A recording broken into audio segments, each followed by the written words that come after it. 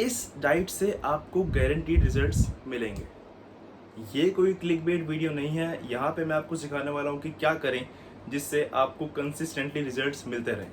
So please make sure कि आप video को एंड तक देखेंगे, क्योंकि जितनी भी मुझे नॉलेज है मैं चाहता हूँ कि मैं आपको भी सिखाऊँ। So namaste to all, welcome to the body book. So आज हम उस परफेक्ट डाइट के बारे में बात करने वाले हैं जो सबके लिए काम करता है, आपके लिए काम कर सकता है अगर आप अपनी बॉडी के हिसाब से उस डाइट को इम्प्लीमेंट करेंगे।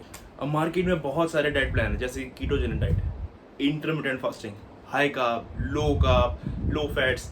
अब कौन सी ऐसी डाइट है जो मोस्ट इफेक्टिव हो किसी भी इंडिविजुअल के लिए? डाइटिंग के मामले में और न्यूट्रिशन के मामले में एक छोटी सी चीज़ समझनी पड़ेगी सबको, जो किसी भी अगर आपको वेट गेन करना है, वेट लॉस करना है, मसल बिल्ड करना है, डाइटिंग कर रहे हो, सिर्फ और सिर्फ एनर्जी बैलेंस के बारे में समझना पड़ेगा आपको।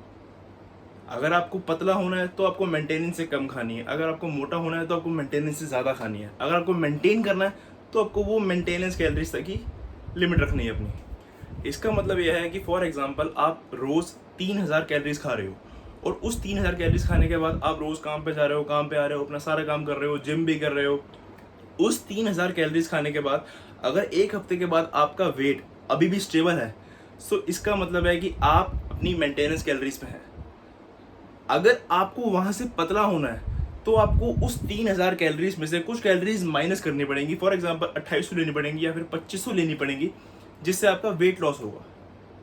और अगर आपको अपना वेट गेन करना है उस 3000 से, और वही चल रहा है आपका डेली रूटीन, तो आपको वो 3000 से 200 या फिर 500 कैलोरीज बढ़ानी पड़ेंगी, तो जाके आपका वेट गेन होगा या फिर मसल गेन होगा। तो वेट लॉस और वेट गेन तो सिर्फ उसी के ऊपर डिपेंड करता है, आपके एनर्जी बैलेंस के ऊपर।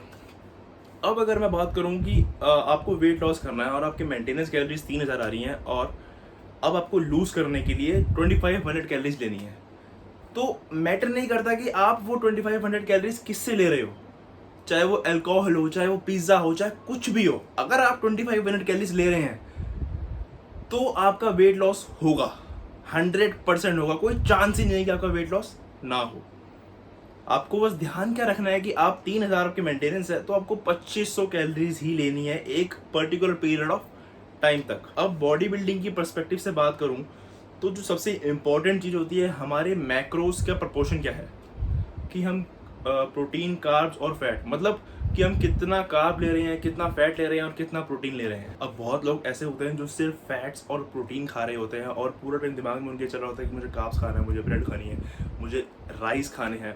सो इस वजह से वो थोड़ा सा मेंटली कह सकते हैं अनकंफर्टेबल हो जाते हैं, अपने वर्कआउट्स के अंदर उतना फोकस नहीं कर पाते, अपनी डे टू डे लाइफ के अंदर फोकस नहीं कर पाते, एनर्जेटिक नहीं फील करते और बहुत सफ़र करते हैं। सो उसका कोई फ़ायदा नहीं है मेरे हिसाब से। सो ऐसा नहीं होना चाहिए कि आप कीटो के चक्कर में बिल्कुल ही कार्ब्स छोड़ दो। आप कीटो कर लेंगे कुछ टाइम तक, लेकिन वो ऐसी डाइट नहीं है जिसको आप सस्टेन रख सके बहुत लंबे समय तक। At the end of the day, दिन के अंत में आपको सिर्फ यही ध्यान रखना है कि आप कैलोरिक डेफिसिट में हो या नहीं।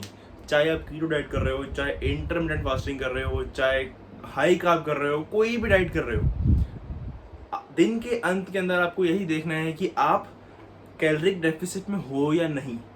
क्योंकि कोई भी आप डाइट कर लो, रिजल्ट सबसे सेम ही आएंगे। बस आपको ध्यान ये रखना है कि आप अपनी कैलोरिक जो है मेंटेनेंस से बस नीचे रहो। बस एक चीज़ ध्यान रखना कि जब भी आप रोज़ जो डाइट ले रहे हो उसके पोर्शंस आपको बहुत ज़्यादा कंसिस्टेंट रखने पड़ेंगे, बहुत इक्वल पोर्शन सब में आपको खाना पड़ेगा। जिससे क्या होगा कि अगर आपको नेक्स्ट डे लग रहा है कि आपका 2500 कैलोरीज के अंदर वेट लॉस होना बंद हो गया है, तो आप डिसाइड करोगे कि मुझे अब और कैलोरीज लेस करनी है वेट लॉस करने के लिए। सो आप आराम से जितनी आप मैक्रोस ले रहे थे उसमें से आप कार्ब्स थोड़े से डाउन कर सकते हो। अगर आप कीटो कर रहे हो तो उसके अंदर आप फैट्स थोड़े से डाउन कर सकते हो। सो वो बहुत एक्यूरेट हो जाएगा आपके लिए डे टू डे। इससे क्या होता है कि आपकी डाइट के अंदर फ्लेक्सिबिलिटी आती है, एक्यूरेसी आती है, तो और ये साइंटिफिक भी थोड़ा अच्छा रहता है। आपने अगर एक दिन आलमंड ज़्यादा खा लिए और ऑलिव ऑयल कम खा लिया, तो आपके लिए बहुत ईजी है इन दोनों को इंटरचेंज करना। इससे आपकी एक्यूरेसी आएगी। और फ्लेक्सिबल डाइटिंग की बात करूं, आईआईएफएम की बात करूं, तो आईआईएफएम के ऊपर भी मैं एक वीडियो बनाऊंगा बहुत जल्दी।